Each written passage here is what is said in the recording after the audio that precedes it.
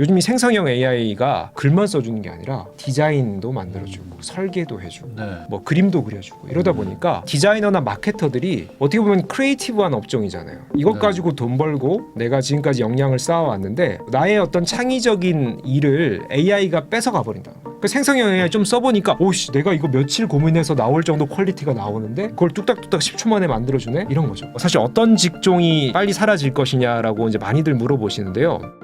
중앙대학교 김상윤 교수님하고 이야기 나누고 있는데요. 그러면 이번에는 한번 좀 직업 관련해서 한번 좀 여쭤보겠습니다. 저희 채널은 또 이제 뭐 3040 분들도 많이 보시는데 지금 이제 직장을 가지고 일을 하시는 분들 입장에서는 앞으로 뭐 20년, 30년 일을 해야 되는데 근데 막 AI가 막 치고 올라오는 게 막 느껴진단 말이죠. 거기다가 지금 예전에는 뭐 초등학생, 중학생 수준이었는데 어느 순간 뭐 순식간에 막 대학생 수준이라고 하고 이제 조금 있으면 뭐 박사급까지 간다고 하니까 내 일자리 없어지는 거 아닌가라는 생각하시는 분들도 많단 말이죠. 실제로 지금 미국 의 기업들은 AI로 대체하면서 뭐 엄청나게 많은 인원을 감원하고 이런 기사들도 좀 봤거든요. 실상이 어떤가요? 뉴스부터 하나 전해드리면은 최근 실리콘밸리의 플랫폼 기업들, 뭐 작은 스타트업들일수록 운영 비용에 대한 또 부담이 있기 때문에 대량 해고하는 개발자들을 이런 뉴스들이 막 나와요. 그럼 개발자들 해고해서 누가 도대체 개발을 하지? AI 개발 툴이 들어오는 거예요. 요즘 이제 IT 업계에 노코드, 로우 코드라는 툴이 있는데요. 코드를 조금만 써도 그냥 우리가 이게 기능만 이렇게 잘 활용하면은 개발이 되는 거예요. 앱이 개발되는 거예요. 기능 이제 버튼이 하나 개발되는 거죠. 이런 툴들이 완성도가 올라가니까 좀 실력이 좀 없는 개발자들, 단순 개발자들 필요가 없는 거예요. 그래서 아주 똑똑한 개발자들만 좀 남겨놓은 인센티브를 좀 더 주고 야 개발 툴 우리가 도입해 줄 테니까 너 이거 가지고 개발 한번 해봐. 그래서 한 절반을 해고해 버리는 거죠.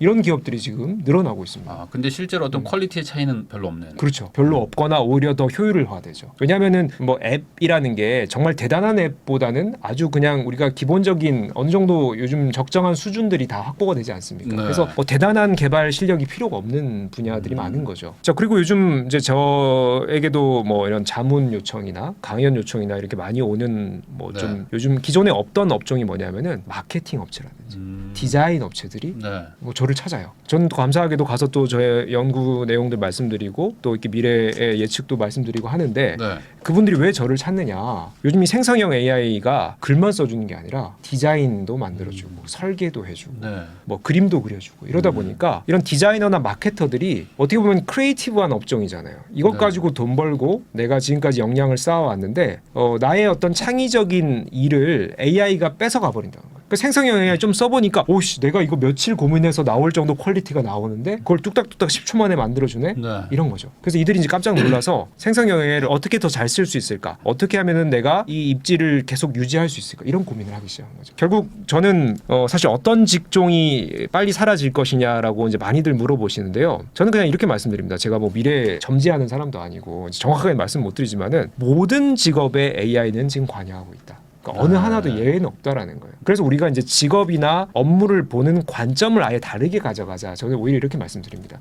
예를 들면 우리가 이제 전통적인 산업 분류에 따라서 전문가를 얘기를 해요. 생산직, 영업직, 연구개발직, 뭐 경영지원직 이런 얘기를 하잖아요. 근데 이거는 어떻게 보면 그 안에 아주 매우 촘촘한 업무들이 연결되어 있습니다. 근데 이 안에 일부는 대부분 다 AI로 대체가 된다는 거예요. 통으로는 다 대체가 안 되겠지만 일부 영역 AI가 잘하는 영역들이 분명히 생겨난다는 거죠. 그러면 우리는 이걸 어떻게 봐야 되냐면은 내가 이 분야 전체의 전문가라기보다는 특정 가로축의 전문가가 될 수 있는 거예요.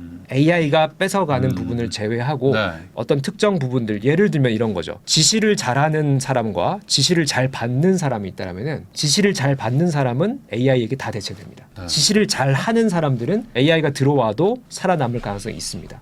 AI에게도 지시를 해야 되거든요. 그 말은 우리 모든 영역의 모든 직종이 AI에게 영향을 받더라도 이게 한 번 통으로 사라지냐 그게 아니라 그 안에서 이 우리가 이제 업무 프로세스를 따져보면은 지시를 하는 영역, 우리가 좀 아이디어를 내야 되는 영역, 전략을 좀 짜야 되는 영역 이런 것들은 인간의 관여가 계속 필요한 거예요. 그럼 그런 쪽으로 특화시켜서 우리 직업 안에서도 내가 이 부분을 역량을 더 키워야지 이런 관점으로 좀 접근을 하셔야 내 직업이 사라져 안 사라져 이런 것보다는 그 안에서 내가 버틸 수 있는 내가 더 돋보일 수 있는 영역이 무엇인지를 더 세분화시켜서 찾아보셔야 된다라는 뭔가 기획을 하거나 뭐 계획을 하는 데가 살아남고 이제 수행을 하는 데들은 좀 아무래도 좀 대체가 많이 된다. 그렇죠. 이렇게 볼 수도 있겠네요. 요즘에 또 반대로 AI가 공짜가 아니다. 그렇기 때문에 비용도 많이 들고 하니까 오히려 고소득 전문직인 곳들부터 대체를 하려고 하고 반대로 그 이제 저소득층의 어떤 일이라든지 이런 것들은 굳이 뭐 AI를 안 써도 비용이 비슷하다면은 뭐 여기가 좀 오래 살아남지 않겠느냐 뭐 이런 얘기도 있더라고요. 이거에 대해서 좀 어떻게 생각하세요? 사실 이 산업혁명, 기계혁명 시대는 노동자들이 네. 많이 대체됐죠. 그리고 지금 현재 지능혁명이죠. AI가 창작과 기획을 합니다. 당연히 이제 고소득 계층에도 기계 문명, 즉 우리가 이제 기술이 이 일자리를 뺏는 이 범위가 더 커지는 거죠. 그러니까 당연히 상대적으로 봤을 때는 100년, 200년 전 노동자들이 기계에 대체당하는 것보다는 상대적으로 덜 피해를 입고 이 지능을 좀 쓰는 이제 네. 어떻게 보면 좀 고지식 근로자들 영역들이 전문직 이런 쪽들이 영향을 더 크게 받는다. 이거는 뭐 정확한 팩트입니다. 자, 근데 사실 앞서 말씀드린 것처럼 모든 영역에 이제 AI는 들어오거든요. AI는 네. 공기와도 같은 존재거든요. 네. 그래서 뭐 특정 직군이나 이런 걸 나누는 것 자체가 이 특이점 시대에 너무 부정확할 것 같아요. 아, 그럼 지금 있는 현재 직군의 거의 대다수가 영향을 받고 그런 것들의 상당수가 또 사라질 수밖에 없는 네. 그런 구조인 거죠. 네. 그래서 뭐 소득으로 구분한다라는 것도 상당히 애매한 게 소득은 결국 공급 수요에 의해서 결정되고 또 그 직업이나 그 업무의 가치에 대해서 결정되잖아요. 시대적으로 변화하는 거거든요. 그러니까 지금은 저소득 업무지만은 나중에 고소득 업무가 될 수도 있는 거예요. 예를 들면 저는 감정 노동에 관한 거, 인간의 감정을 다루고 정서를 다루는 거, 터치 이런 거 얘기하죠. 그쪽은 AI가 커버할 수 없다라고 봐요. 아, 뭐 예를 들어 뭐 극단적으로 간병인이라든지 네. 뭐 이런 것들, 네. 뭔가 감성적인 게 필요한 그렇죠. 것들. 뭐 심리 상담일 수도 있고 혹은 아마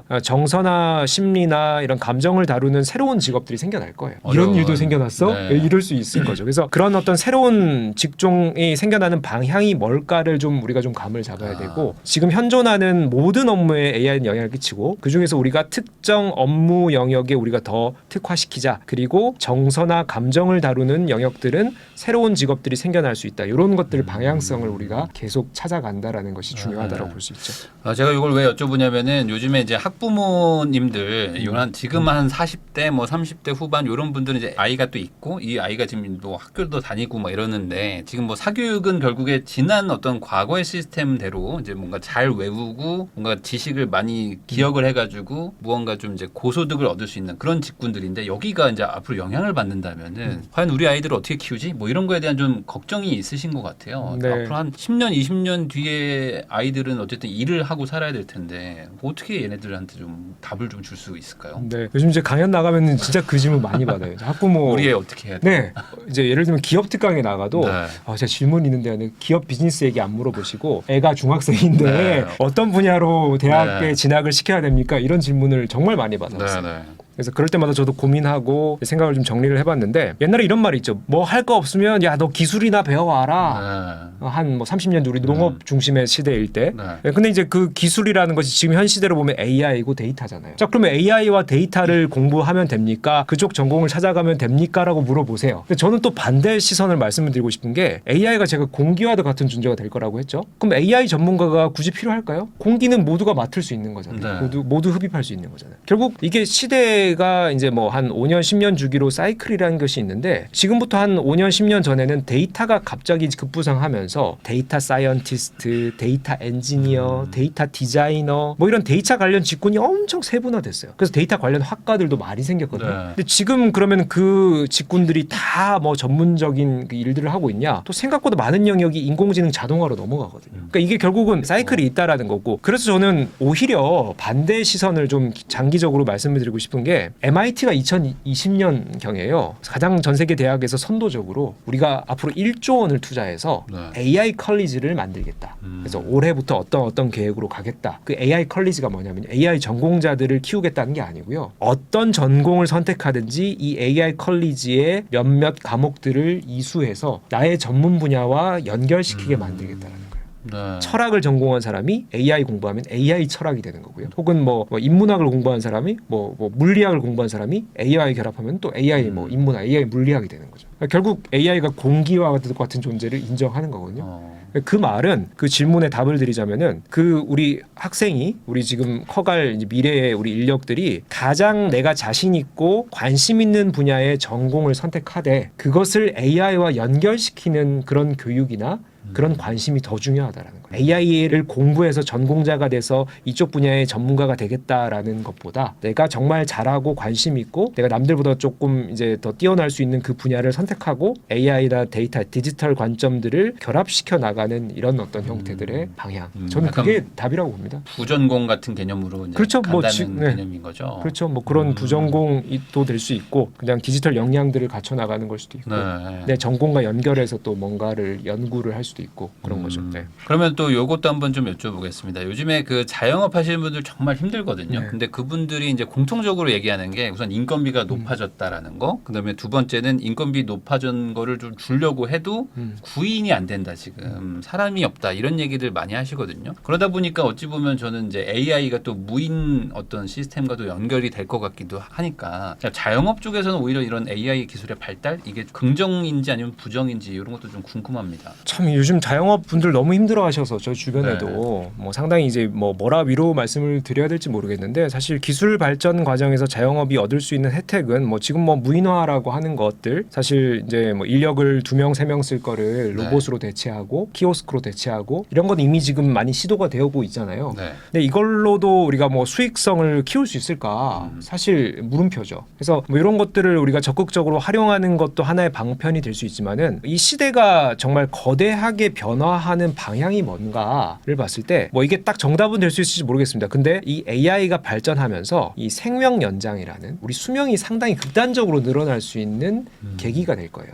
그 말은 우리가 어떤 한 기업이나 어떤 조직에 속해서 월급을 받는 월급쟁이로 사는 것은 아무래도 우리가 사회가 급진적인 어떤 제도의 개선을 할 수는 없기 때문에 우리가 보통 60세, 뭐 59세 이게 아무리 이제 점점 연령대가 올라가더라도 뭐 크게 변하지 않잖아요. 근데 이 자영업자들이 정말 우리가 뭐 앞으로 100세 시대, 150세대의 시대를 맞이했을 때 어떻게 보면 그 기회가 계속 지속될 가능성은 크죠. 그러면 그런 관점에서 도대체 지금 얼마나 생명 연장이나 이런 어떤 상황들이 전개되고 있느냐에 대한 방향도 한번 볼 필요가 있어요. AI가 극단적으로 발전하다 보니까요. 요즘 신약 업계가 엄청난 혁신을 만들고 있습니다. 뭐냐면은 우리가 신약을 개발할 때 보통 막 한 20년 걸리고 뭐 한 1조를 써야 아스피린 같은 게 나오잖아요. 근데 그 20년 과정 중에 가장 어려운 단계가 임상 후보 물질을 발굴하는 단계예요. 자연에서 채취한 물질, 화학에서 실험으로 뭔가 만든 물질들이 우리 몸에 어떤 약 성분을 잘 전달할지를 체크하는 과정이 후보 물질 발굴 단계거든요. 과학자들이 실험을 해가지고 아주 비효율적으로 반복적으로 해가지고 겨우겨우 얻어내는 정말 발품을 팔아야 되는 영역이에요. 근데 AI가 들어와서 딱 찍어주는 거예요. 이게 효과가 좋다. 아니 그걸 실험 없이도. 네. 어떻게 그러니까 그게? 그 과학자들이 정말 반복적으로 하는 실험 없이도 AI가 디지털 상에서 그걸 확인해 주는 거예요. 가상의 실험을 하는 거예요. 네, 수만 번, 수백만 번. 그렇죠. 해서. 예를 들면은 우리 몸에 있는 단백질 구조를 3D로 밝히는 기술들이 나오고 있습니다. 그 단백질 구조를 밝히는 것이 이 단백질의 어떤 이 형태나 이런 것들이 약의 성분을 얼마나 잘 이렇게 포획할 수 있을까. 그래서 우리 몸에 잘 돌아다닐 수 이런 메커니즘을 발견하는 거예요. 그래서 이 단백질 구조를 밝힌다라는 것이 너무 중요한데 이거를 이제 AI가 들어와서 생성형 AI가 단백질 구조를 밝히고 있어요. 대표적으로 구글 딥마인드가 개발한 알파폴드라는 기술이 있어요. 그 2015년 정도에 개발이 이제 착수가 돼서 2018년부터 성과가 나오기 시작했는데요. 최근에 발표에 따르면은 우리 인간의 몸에 있는 99%의 단백질을 3D 구조로 예측할 수 있다고 합니다. 인간들끼리 아무리 이거 열심히 연구해도 그런 수준이 안 나왔거든요. 99%까지 밝혀졌다라는 것은 신약 개발을 할 때 임상 후보 물질을 그 적중률을 높이는데 엄청난 효과가 있는 거예요. 그냥 이제 자연적으로 그냥 시뮬레이션을 계속 얘가 스스로 막 할 수 있는 그렇죠. 거네요. 그런 뭐 형태들이 과정들이 있겠죠. 그래서 지금 앱사이라는 미국의 기술 업체가 있는데요. AI 신약 생성 플랫폼을 만든 업체예요. 근데 이 업체랑 뭐 예를 들면 아스트라제네카, 알미랄, 머크 이런 회사들 아시죠? 아주 대형 글로벌 제약사들이 실제로 제가 금액도 확인했어요. 수천억 원씩 투입을 했어요. 얘네들 투자해가지고 뭘 하고 있냐면은 항암제 개발하고 있습니다. 드디어 암이 정복된 암은 겁니까? 정복입니다. 네, 제가 볼 때는 얼마 안 남았다. 얼마 안 남았다. 네, 정말 희귀암을 제외하고는 정말 암 정복은 이제 얼마 남지 않았다라고 보고요. 저는 이제 감히 오늘 부익람에서 예언을 하나 드릴게요. 한 2040년, 한 2040년대 정도 되면요, 우리 인간 세상에 이런 얘기들 나올 거예요. 150세 시대를 대비해야 된다. 150세 시대. 네. 앞으로 얼마를 더 살아야 되는 거예요? 그러니까요. 얼마나 돈을 더 모으고 부를 축적해야겠습니까? 150세 시대 왜 나오냐면요. 과거에 인간이 실험으로 신약을 개발하는 과정에서 우리가 아스피린, 뭐 비아그라 몇십 년, 몇백 년마다 이런 혁신적인 약이 나왔거든요. AI가 이제 들어왔어요. 10년, 20년마다 이런 약들이 튀어나올 수 있다는 거예요. 네. 엄청나게 그 기간을 단축시켜 놓습니다. 적중률을 높여 놓습니다. 결국 항암제뿐만이 아니고요. 우리가 정말 뭐 불치병이라고 했던 혹은 또 이런 웰빙 건강 생활을 위한 보조적인 약들이 엄청나게 쏟아져 나올 거고요. 이것이 이제 검증되고 실제로 인간이 도입하는 순간 수명이 극단적으로 늘어날 겁니다. 그러면 우리가 이제 100세 시대도 얘기가 나온 지 얼마 안 됐는데 우리 100세까지 사는 분들 주변에 네. 종종 있으시잖아요. 150세 시대 되면요. 우리가 만약에 60살에 퇴직하면은 90년 더 살아야 돼요. 그렇죠. 건강하게. 네. 제일 중요한 게 건강하게죠. 그러면은 결국은 우리가 이것을 시대가 완전히 변화하는 정말 장기 수명 사회에 대한 우리가 다양한 기회들을 우리가 찾아볼 필요가 있다. 자영업자들이 또 이런 어떤 관점들을 한번 뭐 너무 하루하루 힘드시겠지만은 이런 네. 것도 좀 그 생각을 해보시면은 또 새로운 기회를 또 찾을 수 있지 않을까 생각을 그러니까 합니다. 결국에 이제 수명이 늘어난다는 거는 뭐 이제 뭐 취향이 또 바뀔 수도 있지만 또 반대로 얘기하면은 이제 한 3, 40대 생긴 취향이 한 120년 가는 거잖아요. 그렇죠. 그럴 수 있죠. 나는 그냥 순댓국이 좋아. 근데 이걸 막 120년 동안 먹어 사람들이 막. 한 몇만 그릇 그러니까 어떤 네네. 뭐 특정한 브랜드 하나 잘 잡아놓으면 뭐 그냥 계속 그냥 갈 수도 있는 거고. 그렇죠. 정말 앞으로는 이제 상상할 수 없는 일이. 단골 가게 하나 잡아놓으면은 네, 이분이 앞으로 이제 85년간 올 거야. 막 이런 거잖아요. 80년 멤버십. 네, 그러니까 네. 이제 그런 것들도 생길 수 있다. 근데 이게 그냥 웃긴 얘기가 아닐 수 있다는 거죠. 현실에 다가올 수 그렇습니다. 있다는 거잖아요. 아니, 그래서 이제 이 책에도 보니까 그런 내용이 있더라고요. 그 냉동인간 얘기 있던데 사실 지금 그 부자들이 이제 죽으면서 대부분 뭐 몸을 냉동했다 뭐 이런 얘기들 이제 간혹 들렸었는데 네, 네. 그걸 녹이지는 못하는 걸로 네, 저는 네. 알고 있는데 그런 것들도 이제 조만간 어떤 해결의 실마리가 좀 보이나요? 네, 그 엑스트로피 기술 철학을 네. 주창한 사람들이 냉동 인간에 관심이 되게 많았어요. 그래서 제가 그 부분을 좀 파봤는데 결론적으로 냉동 인간 기술은 완성은 안 됐어요. 네. 해동이 안 되는 거예요. 해동이 안 돼요. 네. 아. 근데 이제 전 세계에 지금 현재 네. 2024년 현재입니다. 350명의 사람들이 냉동되어 있습니다. 전 세계 80억 인구 중에 네. 350명만 냉동되어 있어요. 그러니까 지금 들으시는 분들 냉동인간이 뭐야 이러시는 거죠. 350명. 우리나라에 한 명도 없는 걸로 알고 있습니다. 네. 네, 그 말은 아직 완성된 기술이 아니다. 그럼 그들은 왜 지금 냉동 상태인가? 뭐 종교적인 거 이런 거 전혀 아닙니다. 뭐냐면요. 여러분 제가 딱 시야가 트이는 말씀 드려볼게요. 냉동 난자 주변에 지금 채취하는 분들 많으시죠. 그렇죠. 젊을 때 미리 얼려놓자. 네. 이런 거 많죠. 근데 여러분 예전 설문들 보면요, 1980년대까지만 해도 냉동 난자에 대한 설문 이제 물음을 했을 때, 뭐 괴상망측한 소리야. 무슨 난자를 냉동시켜? 아유 그런 남녀가 사랑해서 애를 갖는 거지. 네. 그걸 무슨 난자를 얼려? 아우 그 회개망측하다 이런 반응들이거든요. 근데 실제로 냉동 난자 기술은 전 세계적으로 1980년대 초반에 완성이 됐고요. 전 세계 최초로 냉동 난자로 임신을 시킨 사례는 1989년으로 알고 있습니다. 결국 80년대 완성된 기술이 10년 후에 인간이 이제 받아들이기 시작했고 우리 한국 국내에서는 이제 그로부터 한 20년이 더 지나 2020년대 와서야 냉동 난자 가 활성화되고 있다. 냉동 난자 한번 채취하는데 제가 가격도 한번 봤거든요. 국내에서 한 3,400만 원 하더라고요. 되게 부담스러운 가격인데 네. 해외보다 싸요. 해외 뭐 미국 기준으로 한 2천만 원 하더라고요. 어. 그래서 이제 요즘 젊은 여성분들이 내가 언제 결혼할지 모르고 시대가 어떻게 바뀔지 모르니까 건강할 때 뭔가 그래도 대비하자 네. 이런 차원이잖아요. 자, 근데 이 냉동 난자 기술은 완성이 됐다라는 거예요. 근데 이 난자라는 이 대상을 우리 몸으로 확장시켜 볼게요. 그럼 바로 냉동 인간인 거예요. 그렇죠. 냉동 신체 보존 기술이라고 네. 얘기를 하는데, 근데 우리 냉동 난자라고 하는 것은 다양한 세포들로 구성되어 있지만은 그래도 작은 개체잖아요. 이거를 이제 몸으로 확장시켰을 때 엄청난 뭐 장기나 세포나 이것이 다 메커니즘적으로 해동까지 완벽하게 완성이 될 것인가 아직까지 과학 기술이 발달하지 않았어요. 네. 그래서 이 350명이 왜 냉동이 되어 있느냐? 일단은 이 사람들은 이 과학 기술에 대해서 상당히 신뢰하는 사람들이고, 자, 내가 예를 들어 불치병이에요. 한 5년밖에 안 남았어. 네. 내가 이 과학 기술에 대해 신뢰를 하고 있어요. 5년 남은 삶 내가 정말 과감하게 한번 실험 대상이 되어볼까? 네. 이런 선택을 할 수도 있는 거고, 그리고 만약에 이게 이제 과학 기술이 발달을 해서 뭐 10년 후에 해동되는 기술이 완성이 되면요, 이 냉동한 인간을 해동을 시키면은 다시 살아나는 거예요. 그리고 그 사이에 내가 앓고 있던 불치병에 대한 해결 방안이 나올 수 있죠. 네.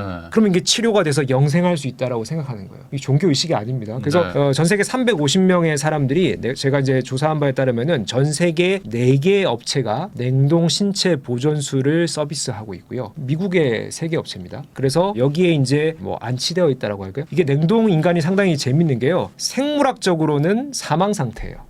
그냥 법적으로는 사망인가요? 사망 법은 아닌가? 제정이 안 됐어요. 그래요? 법이 그럼 없어요. 이분들은 그냥 뭐 어떻게 전입 신고는 돼 있는 건가요? 그러니까 생물학적으로는 심장이 멎었기 때문에 사망 상태고요. 네네. 의학적으로는 네. 환자 상태래요. 환자예요 그 여전히. 뭐 식물인간하고 식물인간 똑같은 정도. 개념 정도 약간 보시면 될 것 내사 같고요. 상태 정도. 그렇죠, 그렇죠. 네. 그리고 정보학적으로는요 네. 생존 상태. 같아요. 왜냐하면 주변 사람들이 이 사람의 SNS 안 없앨 거 아니에요. 아직 살아날 수 있으니까 되게 웃긴 애매한 그러네요. 위치에 있는 거죠. 그러네요. 공식적으로는 장례식을 하기가 뭐 하네요. 네. 그러니까요. 그래서 그런 사람들이 350명이 있고 이 사람들이 정말 내가 멀쩡한데 냉동인간 선택하진 않았겠죠. 뭔가 이제 문제가 있고 그래서 이제 과학 기술에 한번 의지를 해보자. 이것이 이제 이 엑스트로피 기술 철학을 갖고 연구하고 고민하던 이 학자들 중에도 일부가 냉동인간 상태로 있습니다.